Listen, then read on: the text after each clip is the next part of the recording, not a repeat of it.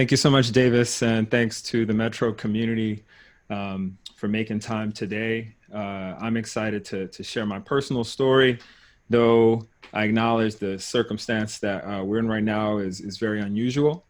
And so in advance, I appreciate you for your time and for your attention. So let's get into it. So I plan to talk about just a few things. One is my career path. I'm not a librarian. I've only worked in an actual library for the past year and a half. Prior to that, I came into this space and community through library vendors. So I'll talk about how I got into librarianship, which was a non-traditional way. And then the sort of core of my comments today, I'm sort of describing those as changing our sets. We're going to talk about changing our mindset, changing our skill set, and also changing our peer set. So there's three different sets we're going to talk about. Changing that I found useful to navigate a post-downturn career. And then we're going to take a short glimpse at what the future could look like if we make it through, just like we made it through the last time. So I graduated from college in 2007. I attended a small liberal arts college in rural Pennsylvania. I studied English and philosophy. And so I was a typical liberal arts major with no practical skills, coming out, wide-eyed, bushy-tailed. And I was able to get a job in Menlo Park, California, which is Silicon Valley, for those aren't familiar. And I worked at a consulting firm that helped not libraries. Libraries are all on my mind today. We were helping companies find and recruit HR people to work at their company. So it was a search firm that was helping people to be placed into jobs and understanding what those companies were looking for when they were looking for HR staff. And so I was able to do that pretty well with my English and philosophy degree. I was a pretty good writer. I enjoyed communicating. I was an extrovert. But I got bored with that. And in 2008, it was a pretty slow-paced company. And so I would wake up and go to work from 9 to 5. But about a year into that, I got bored and I started to help other smaller companies, startups in the Silicon Valley or in the Bay Area, with copywriting, with anything, frankly, just to help make rent. I think at that point, I was living in the most expensive area in the country, and it is still pretty ridiculous today. But in order to make ends meet, I started consulting from about 5 a.m. Pacific to about 8 a.m. Pacific. I would take a quick shower and then I would go to my real job. And I was basically calling on East Coast, Eastern time zone based companies who and supporting them. They were at work. I wasn't, but I was able to earn some extra income in order to help make ends meet where I was. And that was pretty good. It allowed me to make things work. And I winded getting another job while I was there right before the downturn began. It was at a company called simplyhired.com. You may be familiar with it. It's sort of like Indeed.com, like a search engine for jobs. And I was a part of reductions in force that started to take place right around 2009. And this was difficult, as it was for everyone. But what I was able to figure out was that while unemployment checks started to come in, the companies that I have built relationships with when I wasn't laid off and I was doing that consulting, they remembered me. And the service that I provided them was good enough and, a good experience for them, such that they had a job opening when I was laid off.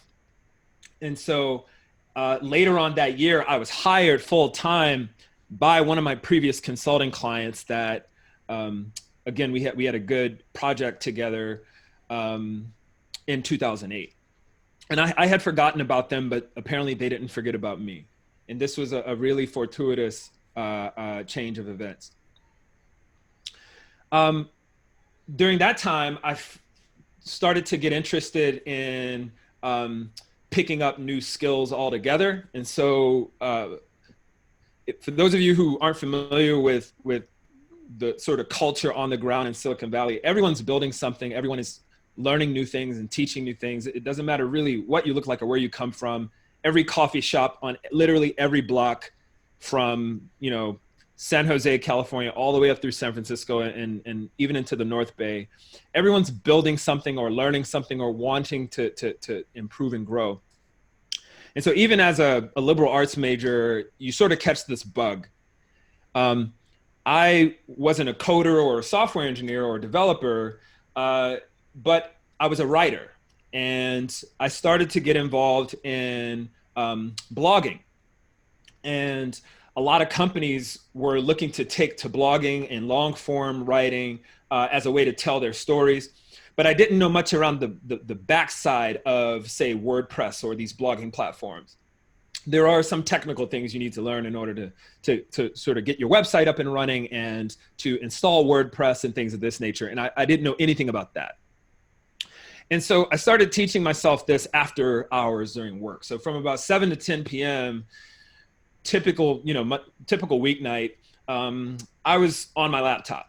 I was learning new skills. This is also when I learned HTML and CSS. And so this was a screenshot I was able to find from a WordCamp back in 2009. WordCamp is a sort of community, sort of grassroots, sort of user group for WordPress users and WordPress developers, WordPress bloggers. They happen all around the world now, but back then they only used to happen in San Francisco where WordPress is headquartered. And they're free, they don't charge anything. Anyone who's interested is able to go and learn as much as you want. And I fell in love with this community. Those of you may be familiar with WordPress, it's an open source piece of software, but the community is pretty robust and passionate around that software. And it's really contagious. And so you may recognize somebody in the front row here trying to learn everything they can from the CEO here, Matt Mullenweg, who was talking back then about the early days of WordPress. And plugging into this community winded up, changing my career trajectory because the small business community around the country and even libraries started to take to building their own websites and building their own blogs. Many of you might be running WordPress sites right now.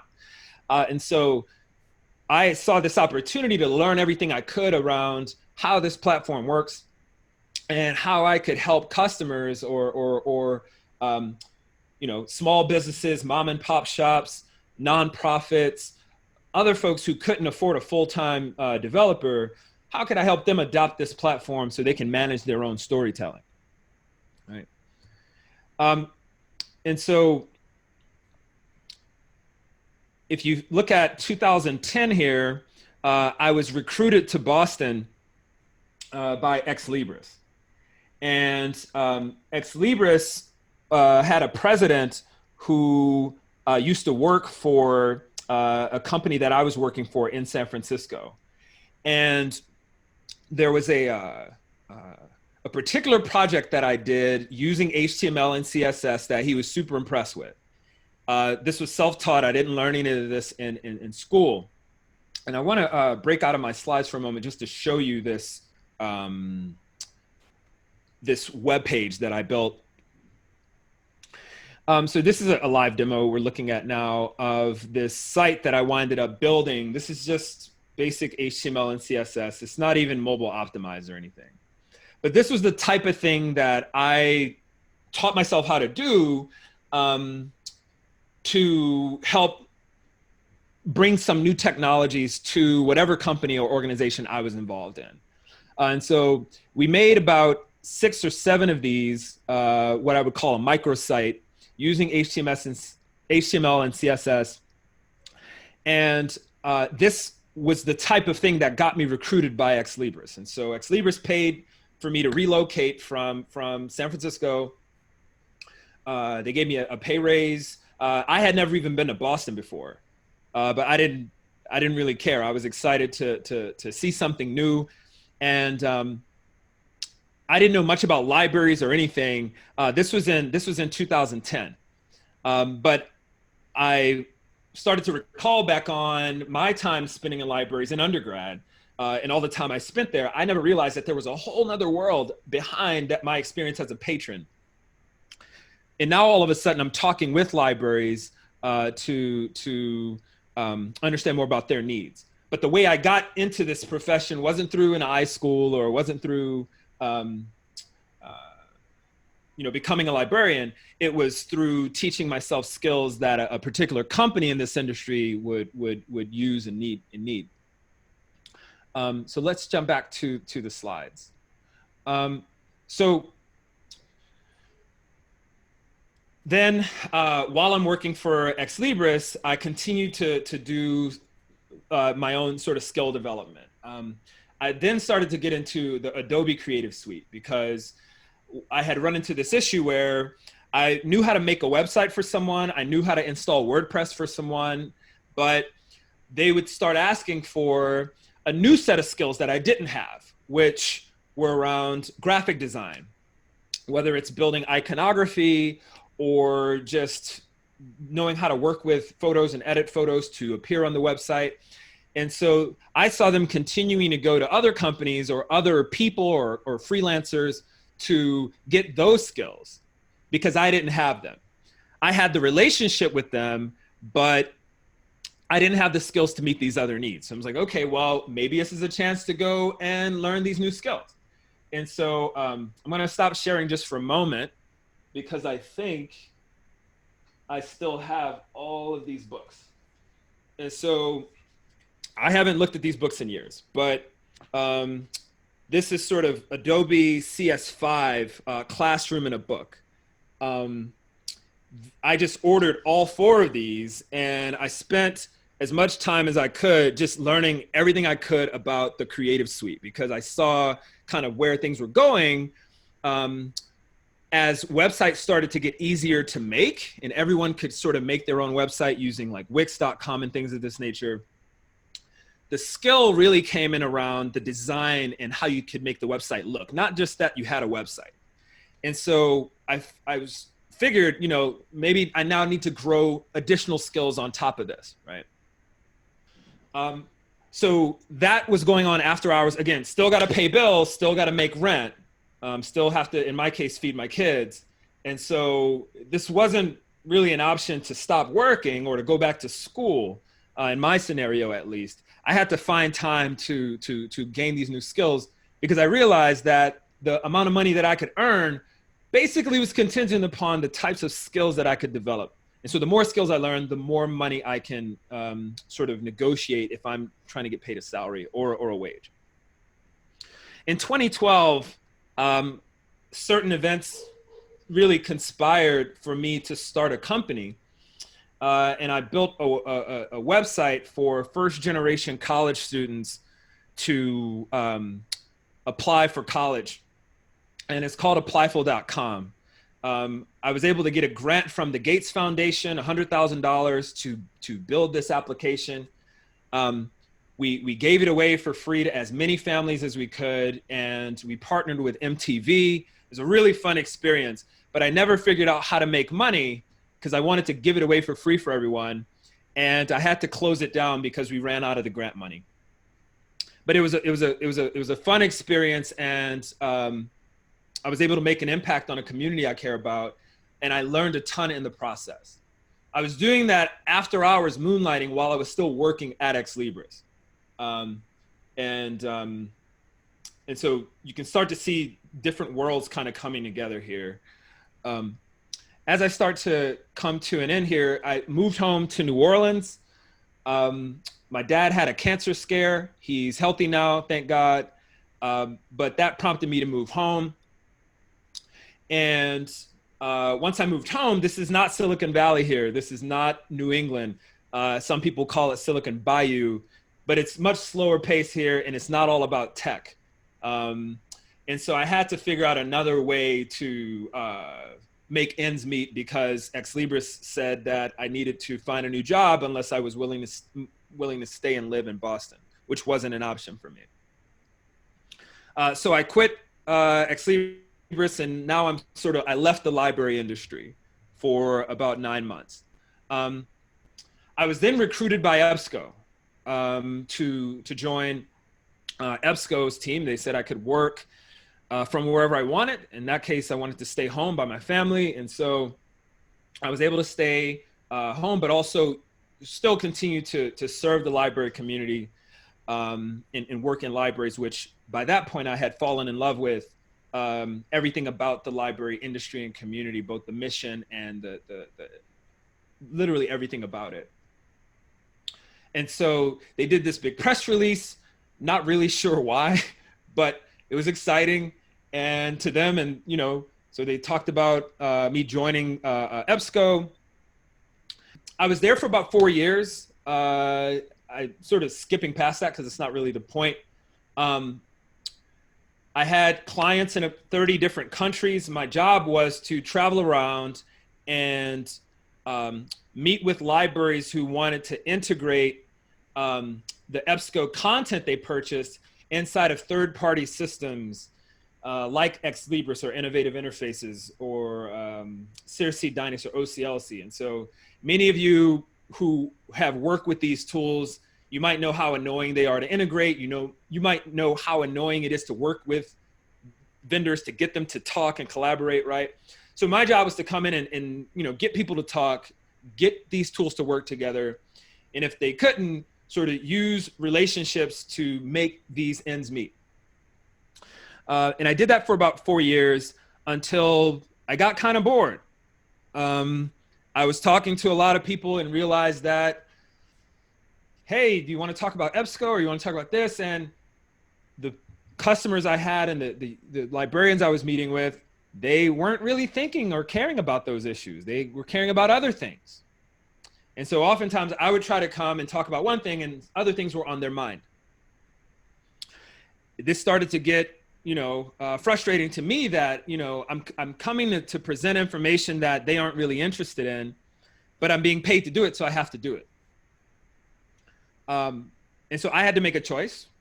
Do I leave and change industries again, or do I stick around in the industry that I care about, which is information science and librarianship and the GLAM sector writ large?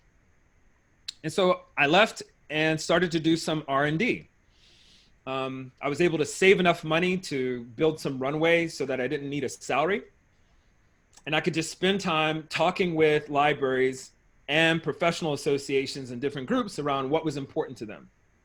I could use that consulting skill that I gained to listen and understand what the needs were. During this phase, I was able to become the first entrepreneur in residence at the Boston University Libraries, which is a role that I still have today. In that role, I'm able to actually work in a library for the first time. My remit there is to advise the leadership team on talent. And by talent, we draw a distinction between human resources, which is more so of the compliance component, and talent. And so I'm a member of the executive team there, and we are trying to think through in a sort of 21st century COVID environment with all of these constraints, how can we add value to our institution and remain relevant, given that their needs are changing. And so that's my remit while I'm at BU. They also did a nice announcement, and I have a web page here, which is surreal for me to be taking a picture inside of a library, working for a library. It's something that I never dreamed I would be able to do because I don't have an MLS. And I understood the importance of that degree to work in libraries. And so I just sort of wrote that off as something I'd never be able to do because I didn't plan on going back to school at this point. But it's here, and that was pretty cool. And then this year, I was able to launch a new software platform called Skilltype that's actually focused on many of these issues. And so this was my trajectory, my career path. I started basically in a downturn, and for the next sort of 10 or 20 minutes, I want to distill down some of the lessons I learned and how they could be applied today. I'm still applying some of them right now. So this isn't me just sort of talking about something that I haven't done myself. I eat my own dog food every day with the different information that I'm about to share. So I want to put this into 3 buckets, which I described as changing our sets. The first set we're going to talk about changing is our mindset. Then we'll spend a few minutes talking about our skill set, and then lastly, our peer set. So mindset, skill set, and peer set. So changing our mindset. One of the first things that I had to come to grips with was the fact that, in my case, my parents, they didn't know. They didn't know what we were about to enter into. They didn't know that a housing subprime mortgage crisis was coming. They didn't know they would be able to rely on 401k at all. It's going to be gone. They didn't know anything about COVID. They didn't know anything about any part of the world we're dealing with. In my case, and I know this may resonate with many, our parents didn't know. And so the world that they prepared me for, I didn't enter into that world. And I had to come to grips with this from a mindset perspective. I couldn't be in denial about this. I had to quickly understand, okay, this is the case. Can't blame them. They're dealing with their own issues. I have to figure out how to move forward. And so the first part of my mindset shift was about just coming to grips with the fact that I was raised for and prepared for an environment that I'm not really operating in right now, that it's much, much different. And I need to adjust. You know, this article from the Times stood out to me from this past February, and I didn't realize that I'm a part of what they describe as the sandwich generation. And so I have to both provide financially, not only for my children, so that's 2 generations, but also for my parents in case something happens to them, because they don't have that 401k base to rely on. And so that puts an immense amount of pressure on my generation to provide for yourself, but also your kids and also your parents. And so this was a part of that mindset shift of coming to grips with the fact that when we were being raised, we weren't really prepared for this. Everyone had a dream of being able to retire and provide a nice, footing for your kids, pay for college or not, but make sure they can have a down payment for their home and things. None of that's really the case for me or people that I know. And so this was a part of the mindset shift. Number 2 of mindset shift. I didn't study economics. I wasn't a business major. I wouldn't even call myself financially savvy. But as a philosopher or philosophy major, I understood certain concepts. And one that I've started to realize we need to focus on is around studying the bubbles. And so a bubble is any time where the economics of a certain situation no longer makes sense. 2008 and 9, what led to the subprime, the housing crisis was the subprime mortgage bubble. We all know about that. This is sort of formative for the age we're living in now. But once we understood and we watched all the documentaries or we read the books, we read the articles on why that took place, I realized that wasn't a one-time occurrence, that there may be other bubbles around. And we actually could look to those bubbles to understand predictively when may we be coming into another type of bubble that may crash our economy? Another one people describe as the higher education bubble. This one is a little more controversial. You can see right here in the first Google result, apparently this is a highly controversial claim, right? But there are some facts about this claim, such as the cost of tuition on campuses has risen higher than the rate of inflation every single year since 1980, right? It's not really sustainable. And so there are people who have been critiquing this. They may get blocked out of certain conversations, but as a taxpayer, as a voter, as a citizen, just trying to make ends meet, we would do well to think about what are these bubbles, the potential bubbles, the real ones, whether it's controversial or not, just to keep a pulse on it. It just so happens that we work in higher education and academia, in my case, but even if you're in public libraries or other types of libraries, this impacts all of us, as you're well aware. So studying the bubbles. The third mindset shift is around this fact that all bets are off. You know, and this one's uncomfortable even for me, that a lot of the promises that were made to us, a lot of the social contracts that we have been sort of taught to rely on, they're not really able to be cashed in on, right? You know, and the biggest one was in 2008 and 9, if you were eligible for retirement and you tried to cash in on that 401k, you weren't able to do that. And there were terms in the legalese that was probably above your head that made it legally permissible for that money to be gone and there to be no recompense for that. That's an example of a bet that is off. And there are many other social contracts that we, whether it's in our city or our state or in our country, we can't really assume that are really going to be there. In other words, I had to change my mindset that it was up to me. I had to figure out a way to make it work and provide for myself and my loved ones. I couldn't really rely on anyone else to do that because all bets are off. Getting into changing our skill set. This one is a bit more straightforward. And there were a few anecdotes from my story that you saw in that on opportunities to think about what are the skills that I have today and how can I make sure that those skills are ones that organizations actually need today.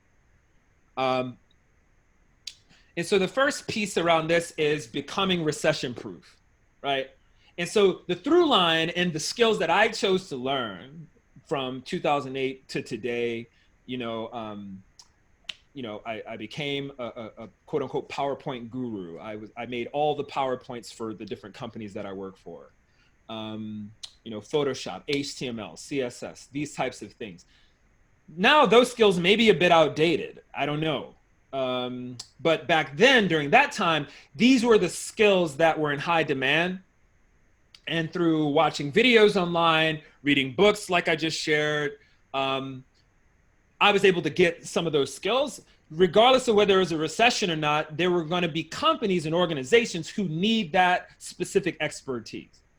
An example in our space is around library carpentry. And many of you may be familiar with the carpentries as a concept, but library carpentry is a spin on that, where it's a group of software developers and coders in libraries that run classes and in-person workshops, but not during COVID, obviously, and online workshops to help non-coders and non-technical people pick up these skills in short durations of time. So we're talking about, 2 or 3 day classes, 2 or 3 day workshops. But in order to even look for these types of opportunities and take advantage of these opportunities, we first have to have a mindset shift that we need to, and that if we don't, no one else will do it for us. And the promises and social contracts, which if I said social construct before, I meant social contract. The social contracts that are off and those promises that were made that we can't cash in on, we first have to change our mindset towards that to even see these opportunities to learn new skills and to take advantage of them. And so the first piece around changing our skill set is to focus on skills and expertise that allow us to become recession proof. Some of these are right now around data. Everyone is in need of Python or R or Stata and these other skills. Even just Excel. If you can become the Excel guru in your community, in your library, in your area, everyone always needs someone who can develop macros in Excel, right? And so that's just one example of something that, regardless of whether we're in a downturn or an up market or upturn, there are certain skills that allow us to become recession proof. The second is around not becoming recession proof, but this idea of lifelong learning. That even though we went to school, we learned certain things, those things might be obsolete, and they're probably going to be the case into the future. And Skilltype, the platform that I'm working on, is focusing on this particular issue around how do we stay in a mindset and in a space where we can just always grow our skills, even if we're not planning on incurring more debt and tuition, but how can we just always be learning? And how can we simplify that process to make it as simple as possible, right? No matter our age, there's a story I tell in different contexts around someone named Eleanor Cook, who's one of my favorite people. She is in a phased retirement now at East Carolina University in North Carolina. And Eleanor has embraced so many different new skills and opportunities to learn new things in her phased retirement, more than she did during her actual career at ECU as a cataloger, right? And so it's an example of someone, regardless of age, regardless of occasion, this idea of becoming a lifelong learner is another key component to changing our skill set. The last piece to becoming our skill set, changing our skill set, is to become helpful. This is part mindset, but it's part action as well. And so one of the things I saw once I was reflecting on the past decade of kind of going from where I came from to where I am today is there are opportunities just to be helpful to people who may not be able to help us today, but just by paying it forward and putting these skills to use that we have now gained and learned, so many things start to open up. Everyone's always in need of help, right? And I'm not sitting here advocating for free labor or anything crazy like that. There was a conversation that happened on Twitter a few months ago where people tried to peg a lot of what I advocate for as advocating for free labor. And it's probably helpful for me to just state how preposterous of a notion that is, being a Black man in America who is a descendant of slaves. And so to suggest that being helpful to someone or promoting skills and putting those skills to use, which is a way of learning more and actually bettering those skills, because we know that an employer isn't going to hire us if we don't have actual experience. So it's one thing to put the skill on our CV. It's another thing to say, hey, here's how I've actually used that skill in practice. And better yet, here's the person you can contact to speak to the quality of that work that I just did, right? So it's one thing to learn how to do Photoshop. It's another thing to actually use it at a company or an organization and for the manager to vouch for your skills, right? So in order to do that, we have to become helpful. And we have to seek out opportunities to put these new skills to use, right? So this is about changing our skill set. The last piece here, before we get into Q&A, is about changing our peer set. What's our peer set? It's just the group of people we associate with, the group of people that we affiliate with. There's this, this idea that the people we surround ourselves with are who we ultimately will become. And if we have a desire to work a certain job or make it into a certain part of the organization or to change careers, one of the simplest, it's not easy, it's difficult, but it's simple to understand. One of the simplest ways to do this is to start to surround ourselves by people who have already made it to that place, right? And so whether it's, if you want to get into software development, it probably helps to start hanging out with coders. If you want to get into administration in your library, it probably helps to start hanging out with people who have already made it, right? The conversations we have, the conversations we participate in, the questions we ask, even on social media, right? It's COVID-19, so we're not going hang out at a bar or going kick it at a conference, right? But even on your Twitter or Facebook or wherever you socialize online, starting to follow and engage with and get to know people who have already made it there is a huge step in the right direction here, and it doesn't cost any money. So if we're going to be spending time online regardless, the question we have to ask ourselves is, should we be spending time online with people who are where we used to be? Or should we be spending time online with people who are where we're trying to go, right? And so some quick bullets on this topic: identifying those who've gotten to where we want to go already. Number two, building relationships with them both online and in real life, right?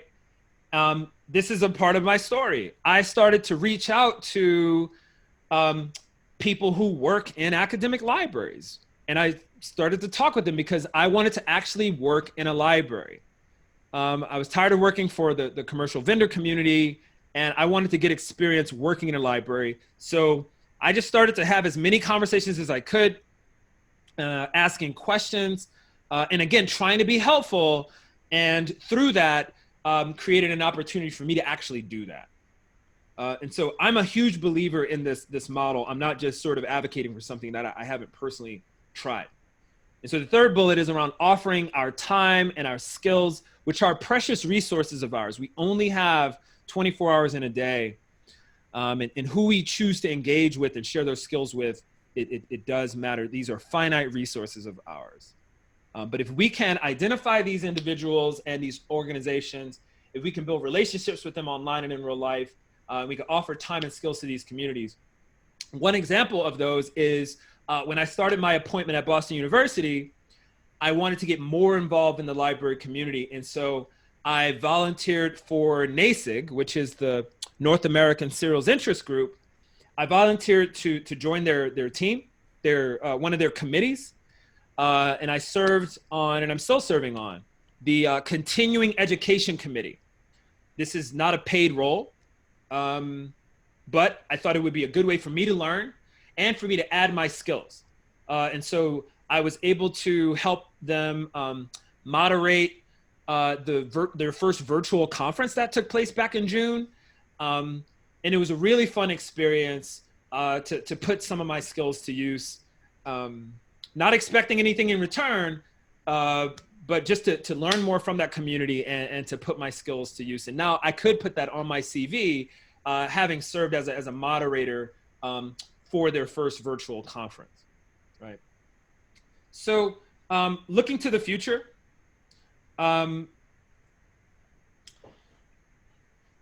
this is not our first downturn. This probably won't be our last. The question becomes, how can we look at the things that are within our control, both individually and as a community, and leverage those things to prepare for an environment where it doesn't really matter how many things are outside of our control.